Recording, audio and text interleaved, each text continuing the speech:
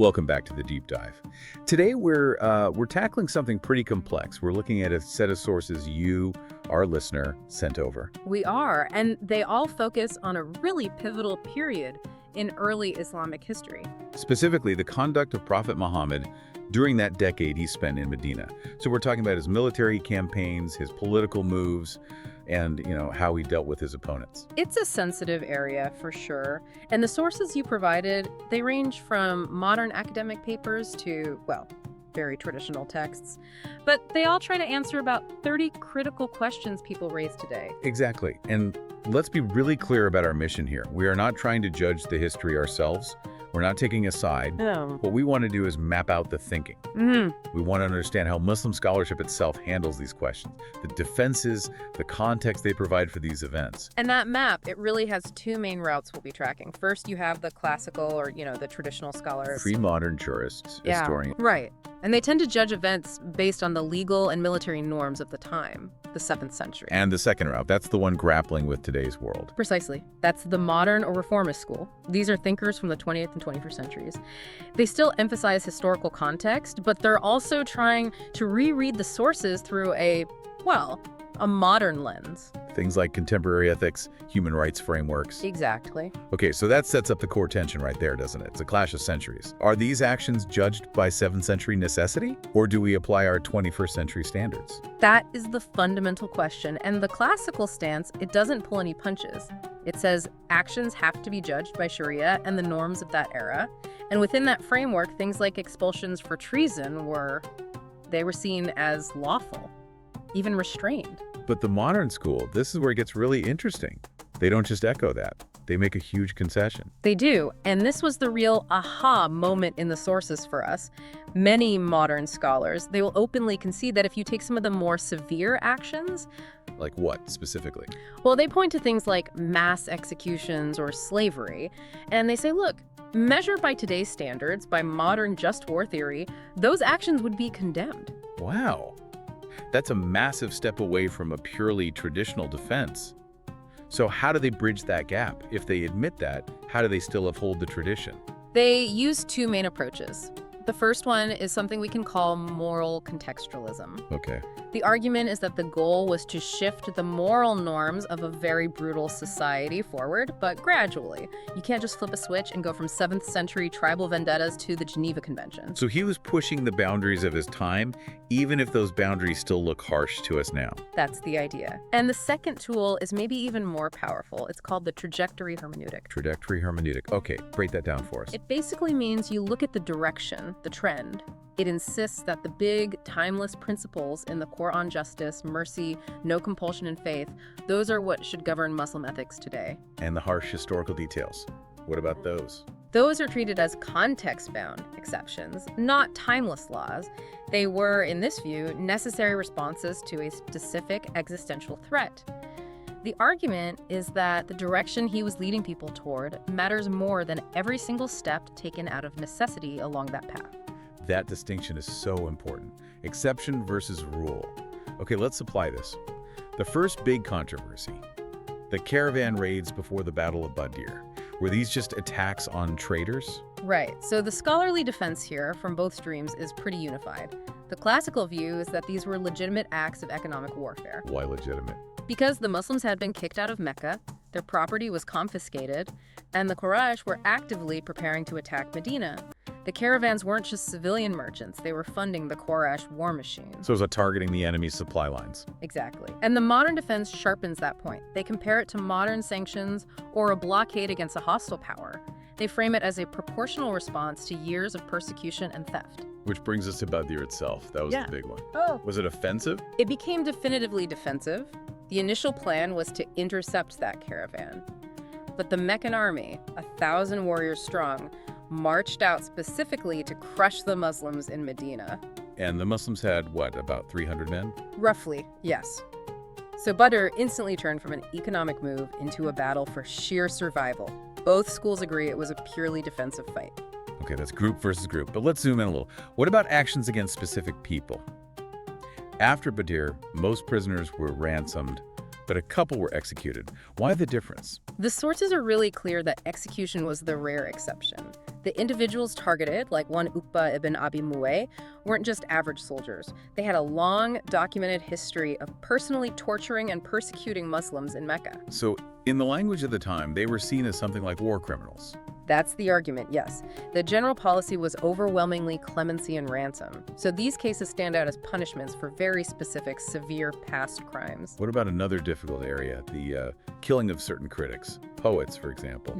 Was this just intolerance for free speech? Again, we have to put ourselves in that 7th century context. A poet wasn't just, writing an angry blog post. Right.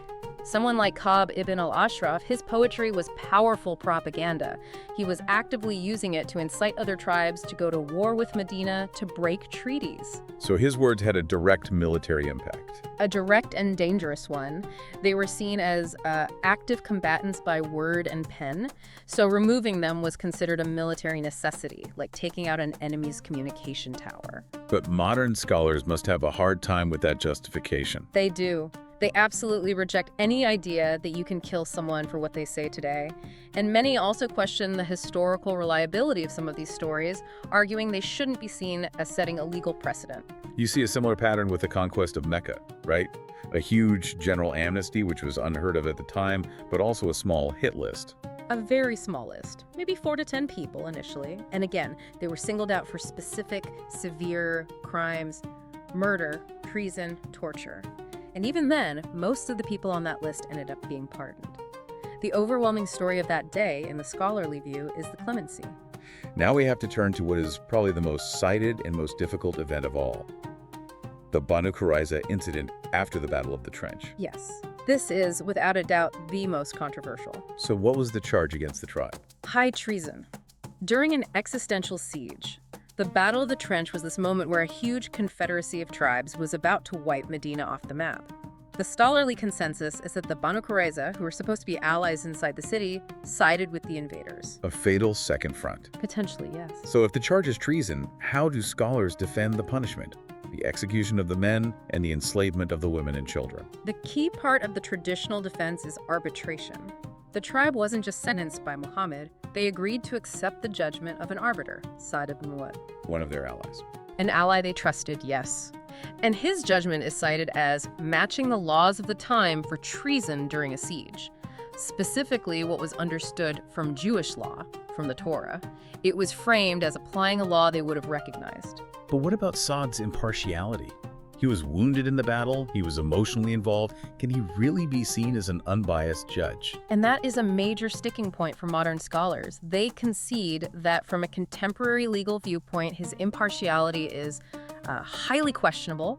They tend to classify it as a harsh, ad hoc wartime judgment in a catastrophic situation, not a model for a proper court. So if we use modern terms, does this count as a war crime or genocide? Well, both streams agree that those terms are anachronistic. They're modern categories. Modern scholars will say yes, an act like that today would be completely impermissible by international law, but they strongly reject the label genocide. Because the stated intent wasn't to eliminate a people because of their ethnicity or religion, it was a punishment for a specific political and military act of betrayal, treason. Other Jewish tribes were not harmed. The focus was on the political crime. That distinction is critical. And what about the other tribes that were expelled, the Banu Qanuqa and Banu Nadir? The argument is similar. It's framed as political, not religious. The expulsions followed alleged treaty violations and assassination plots. So expulsion was seen as a relatively mild way to remove a hostile internal threat, a fifth column. Let's shift to a very personal story. The marriage to Safiya, a captive whose father and husband had just been killed. That's difficult to understand through any lens. It is. The classical defense frames it as an act of honor. She was freed, she was given a choice, and the marriage elevated her from a captive to a wife of the leader, which was seen as a form of political reconciliation. But the power imbalance is just fantastic. Absolutely. And modern thinkers really struggle with this. They acknowledge that the norms around captive marriage in antiquity are just not ethically acceptable today. There's too much trauma, too much coercion baked in. While they point to reports that she consented and was treated well, they ultimately conclude that this is a historical practice that must be superseded by modern ethics. It goes back to that trajectory idea you mentioned. Exactly. It's seen as a 7th century norm that the broader ethical trajectory of the faith moves away from. Okay, one last thing before we summarize. Source reliability. Are these stories even true, or were they sanitized? It's interesting because the traditional view flips that question. They say the fact that these difficult stories like Banu Qurayza are in the canonical sources is proof of their honesty. If you were trying to create a perfect sanitized image, you'd just leave those parts out. And the modern academic view. They apply more critical methods, questioning things like the exact numbers of casualties or later embellishments.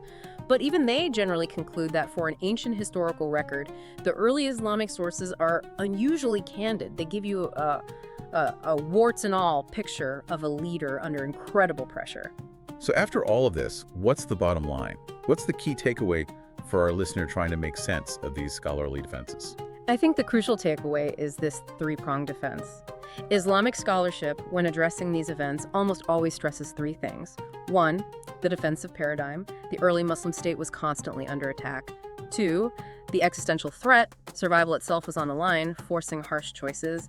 And three, the constraints of 7th century norms. The actions were often judged to be necessary and proportional for that time and that place. It's a really deep look into how a tradition grapples with its own history, reconciling what was necessary then with what is considered ethical now. It is. And that leaves us with a final thought for you to consider. When people critique these events, they often compare Muhammad to purely spiritual figures, like a Jesus or a Buddha. Who were not heads of state. Exactly. They weren't building a polity, running an army, or dealing with treason. So here's the question. Is it more useful, intellectually, to compare Muhammad's conduct not to them, but to other founders of ancient polities? Figures like Moses or even early Roman leaders who also had to forge a state out of chaos and violence. Thinking about that comparison might change how you see the challenges he was actually facing.